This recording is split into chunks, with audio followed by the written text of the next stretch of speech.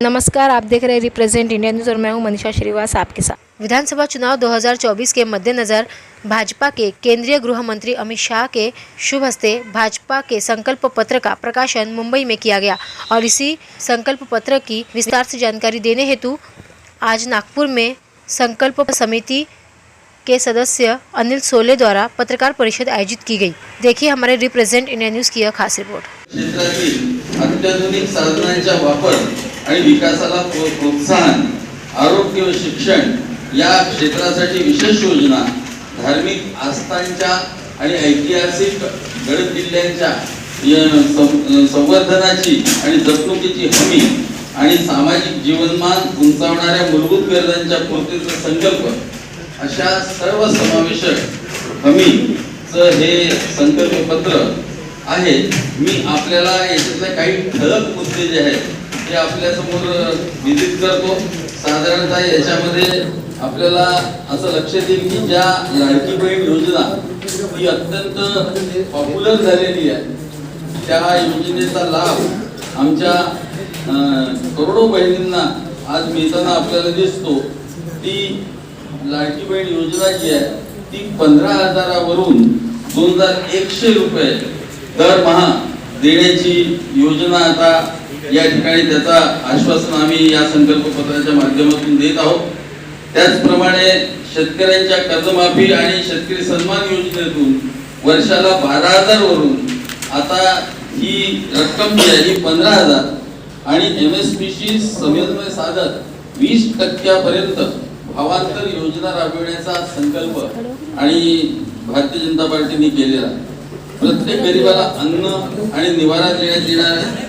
वृद्ध पेन्शन धारकांना 15,000 वरून 1500 वरून 2100 रुपये देण्यात येतील, जेणेकरून संपूर्ण महाराष्ट्रात ज्येष्ठ नागरिकांना अधिकाधिक आर्थिक सुरक्षा आणि सन्मान मिळेल। महाराष्ट्रातील सर्व कुटुंबांना बाजारातील उतार चढावांपासून सुरक्षित करण्यासाठी राज्यात जीवनावश्यक वस्तूंच्या किमती ज्या आहेत त्या स्थिर करण्याचा संकल्प देखील या संकल्प पत्रामध्ये आपल्याला दिसतो। येणाऱ्या काळात 25 लाख रोजगार निर्माण करण्याचा आणि त्याच्या निर्मितीचा जो आहे हा संकल्प भारतीय जनता पार्टीने येणाऱ्या 5 वर्षाकरता राबवण्याचं ठरवलेला आहे। त्याचप्रमाणे 10 लाख विद्यार्थ्यांना दरमहा 10,000 ही विद्यावेतन देण्याचा निर्णय आणि याचा संकल्प देखील या ठिकाणी सोडण्यात आलेला आहे।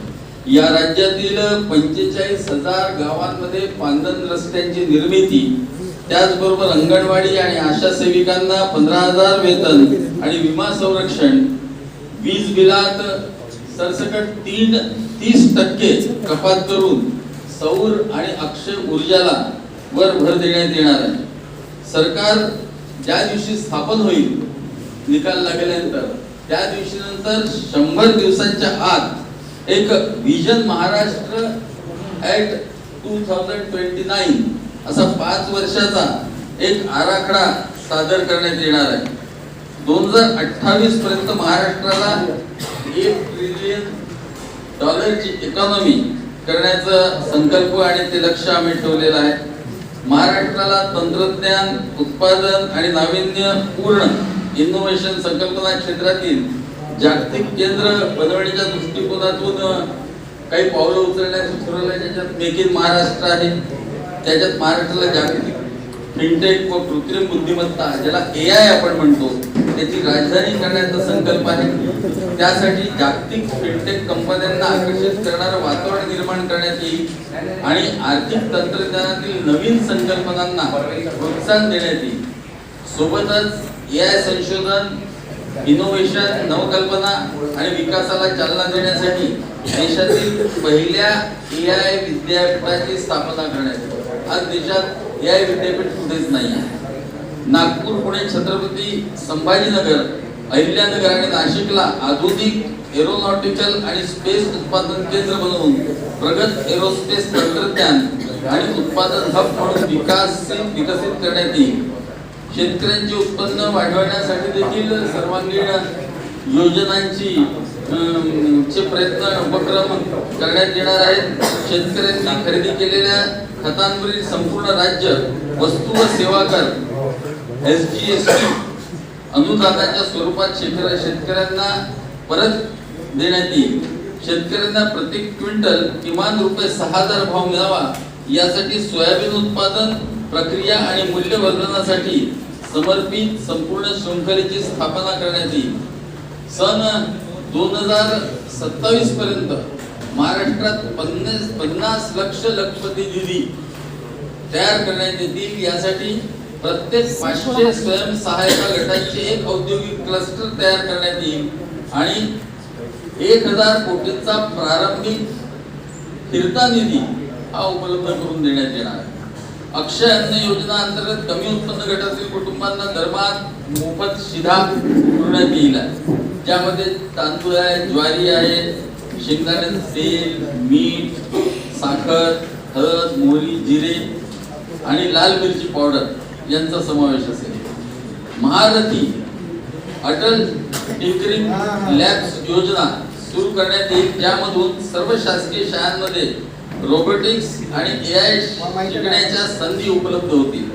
महाराष्ट्रात कौशल्य जनगणना करण्यात येईल, ज्यायोगे उद्योगाच्या गरजेनुसार कौशल्यांच्या तुटवड्यांचे विश्लेषण करून त्यावर आधारित उपलब्ध कुशल मनुष्यबळ उपलब्ध करून देणे आणि आवश्यकतेप्रमाणे नवीन कुशल मनुष्यबळ उपलब्धतेसाठी नियोजन करता येईल.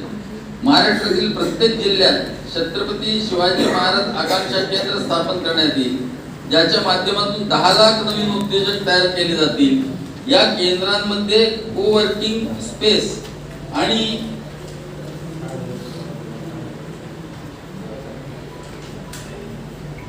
इन्क्युबेशन सुविधांचा समावेश असेल, जेथे विद्यार्थी, व्यावसायिक आणि उद्योजक एकत्र येतील आणि नेटवर्किंग करून नाविन्यपूर्ण संकल्पना चालना देतील.